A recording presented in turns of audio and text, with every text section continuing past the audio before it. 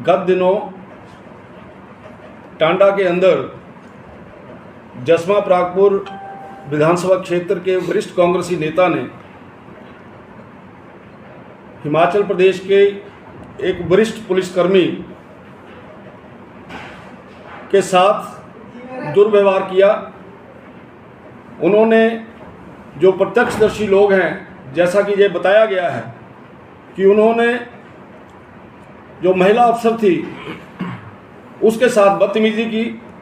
महिला अफसर के रोकने के बावजूद भी उन्होंने उसके साथ दुर्व्यवहार किया और जिसके कारण से वो जो महिला ऑफिसर है वो वहाँ रोई भी इस बात को लेके कि ये क्या हो रहा है। लेकिन मुझे इस बात का दुख है कि जो एसपी धर्मशाला है, जिस प्रकार की कार्रवाई उनको करनी चाहिए थी, उन्होंने उस प्रकार की कार्रवाई नहीं की।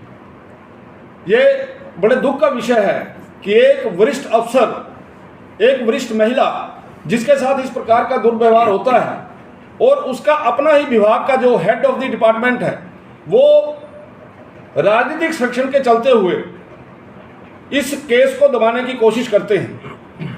मैं जानता हूं कि एक पर्टिकुलर धारा के अंतर्गत केस रजिस्टर्ड हुआ है, लेकिन मैं पूछना चाहता हूं इस सरकार से, माननीय मुख्यमंत्री जी से, कि क्या इस प्रकार के नेता ही आप लोगों ने पाले हुए हैं?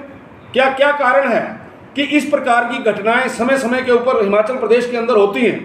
आपको याद होगा कि इल्मा फरोज, जो कि बद्दी की एसपी थी, उसके साथ भी कांग्रेस के बड़े नेताओं ने दुर्व्यवहार किया था।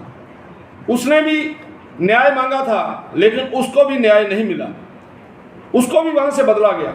और इसी प्रकार का वातावरण यहाँ पे आप हमें जिला कांगड़ा के अंदर मिल रहा है। मुझे इस बात का दुख है कि कांग्रेस पार्टी के बड़े नेता इस प्रकार का व्यवहार करते हैं, जिसके कारण से जो महिला कर्मचारी हैं उनका मनोबल कम होता है। और मैं एसपी धर्मशाला से ये पूछना चाहता हूं कि क्यों इस प्रकार का व्यवहार किया गया, क्या कारण है कि उन्होंने किसी प्रकार का एक्शन नहीं किया। एसपी को यहां से अपनी ट्रांसफर करवा लेनी चाहिए अगर वो काम करने में सक्षम नहीं है।